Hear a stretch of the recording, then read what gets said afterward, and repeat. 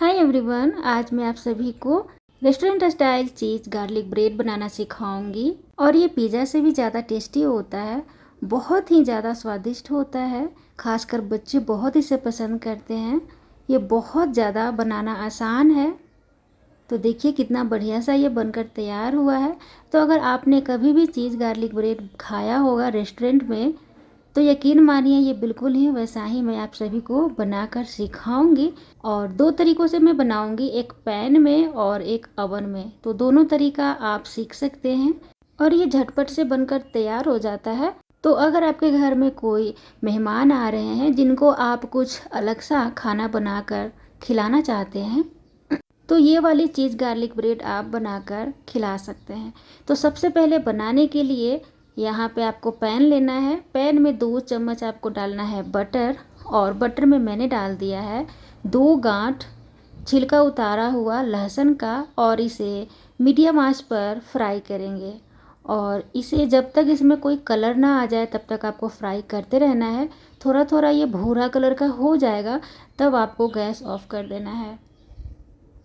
तो देखिए ये थोड़ा भूरा हो गया है कलर, तब अब गैस ऑफ करेंगे।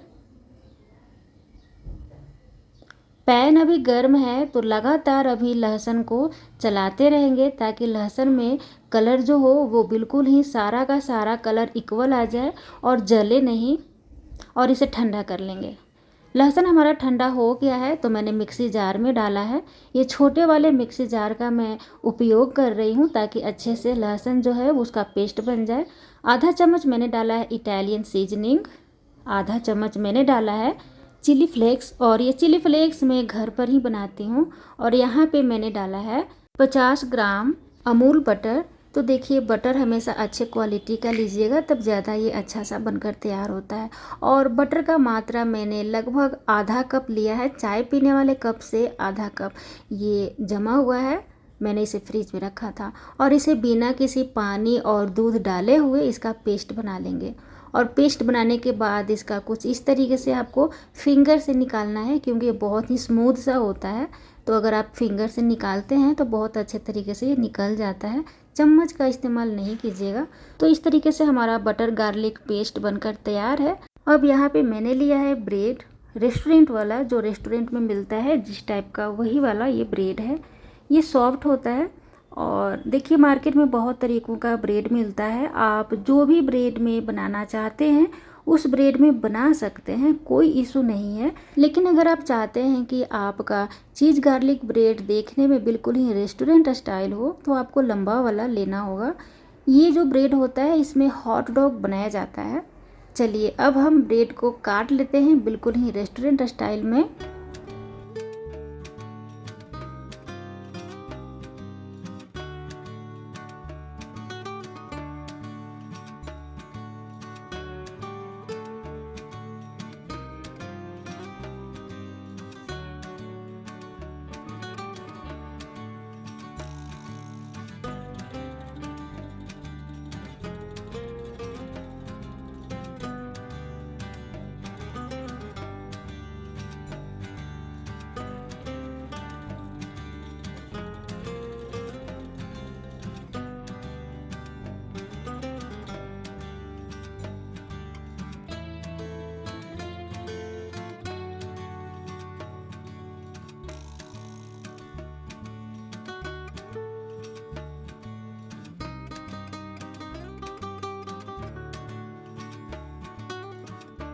सभी को मैंने काट लिया है और अब इस तरीके से इसे अलग अलग रखेंगे। और अब सभी में एक एक करके जो हमने बटर गार्लिक का पेस्ट बनाया था उसे लगा लेंगे।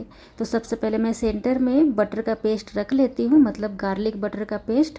और अब इस तरीके से आपको नाइफ की सहायता से इस तरीके से आपको लगा लेना है। और देखिए दोस्तों, इसमें आप अपने मात्रा के अनुसार लगाइएगा, आप कितना फ्लेवरफुल खाना पसंद करते हैं उस अनुसार इसमें लगा लीजिएगा। मैं तो काफ़ी थोड़ा थोड़ा लगा रही हूँ क्योंकि हेल्थ को भी देखते हुए ध्यान में खाना होता है ये सब चीज़।